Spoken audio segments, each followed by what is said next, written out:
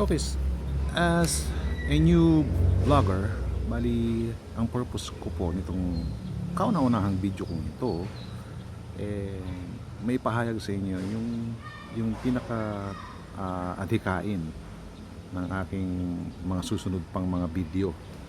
Actually, I want to share some practical knowledge based on my own experiences. So, madali lang to. It's very practical, and I encourage everyone na itry nila sa sarili nilang buhay. At tinitiyak ko po sa inyo makakatulong po ito. At marami pong klaseng topic ang tatalakayin natin. Merong about sa health.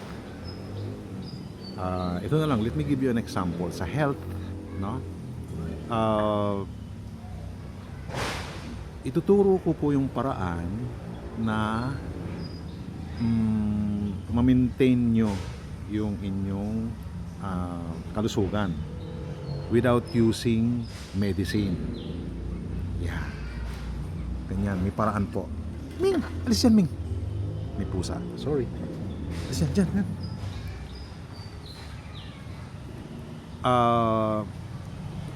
Actually, it's not a traditional remedy, no? Matagal na pong ginagawa. Actually, after discussing knowledge about health, pwede ko pong i-share sa comment below yung mga link para mismong kayo ang manood to elaborate or to give you full details about the knowledge that I got about health. Okay, that you can use in your as a practical application in your own life, sa sarili mong buhay. Okay, so ang ibang topic is about politics. Well, pagdating po sa politics, ito po ang isang naisip ko lang na remedy about sa masalimuot na kalagayan ng politika sa bansa natin. Ngayon, in practical point, there are many things na hindi natin kayang baguhin, sakupin, kontrolin dahil ordinary citizen lang po tayo. Let the politicians do their job. Let the lawyers do their job, and the judicial system and the agencies concerning criminal acts or unlawful acts na ginagawa ng ibang mga leaders natin, let them do their job. Must ombudsman do their job, diba? NBI do their job. Pero tayong mga ordinary citizen, dahil sa hindi hawak ng kamay natin yung mga bagay na yan, pero there is one thing na kaya natin kontrolin at hawakan. Yun yung sarili nating kaisipan, yung sarili nating pag-iisip, yung sarili nating gawa, likha. We can do creative things to help other people, especially yung mga kapwa natin Pilipino. The way I'm doing right now, hindi ko kayang makipagsabayan dun sa makipagbardagulan sa mga politicians. Just one man, an ordinary man, but I have this, my own brain, of which I am in control. From the day I was born until I was 66, which is right now, 2026, 66 years na po ako. I'm retired. Tapos, syempre sa trabaho naman, kung meron tayong mga kababayan dyan na may problema sa kanilang mga selling skills, especially sa mga closing techniques at saka sa paghahanap ng possible client or target clients, para ma-maintain nila yung quota buwan-buwan I can also help you guys. Tapos, siyempre, yung pinaka-popular na pinag-uusapan, especially yung mga Gen Z, mga teenager dyan, no? Tungkol sa love life. Ito na lang, no? May practical tip ako para dyan. Pahapyaw natin. Pagdating sa love life, lalo na kung lalaki, on our side, as a man, marami sa katulad kong lalaki nung teenage days, no, ang gusto natin, tayo pipili ng babae. Kahit hindi tayo type, tingin natin hindi tayo type, gano'n. Gagawa natin ng paraan para mapasagot. Well, that strategy is, shall I say, masyado ng old-fashioned. And let's be practical, ano. It should be the other way around. Find a girl or find a woman na sa tingin mo type ka. At yun ang ligaw mo. Huwag yung hindi ka type. Diba? Two things. It's either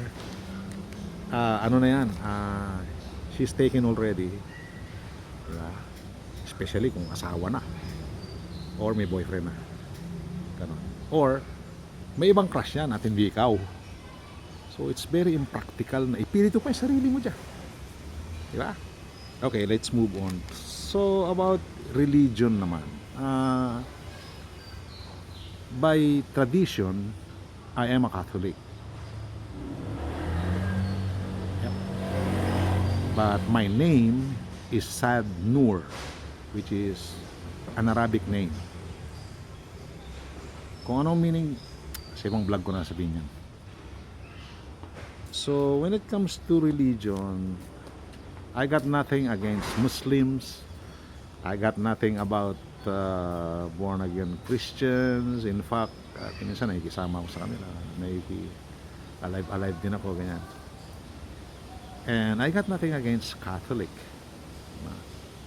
I know history and I know what are the things they've been through in order to establish their powers and their shall I say artificial unity. I know the things they've been through at kung gaano kalaki ang hirap at kinastos nilang kayamanan para ma-establish ang yung St. Peter's Basilica sa Rome. Then history. Sa history po, there are lots of things that history is not telling us, especially during the Renaissance period, during the ancient period. And sadly, because in ancient times, those were the days when established religion was invented. Medyo ginibayan ng ng mga philosophers nung araw, panahon nila Socrates, nila Plato, sa Greece noon. So ang old Greek religion, yung tungkol kila Zeus, tungkol kila Apollo, nagiba yan ng mga masigasig at magagaling nating philosophers back in those days. That's why biglang nawala ang Greek religion. Sila ang dahilan,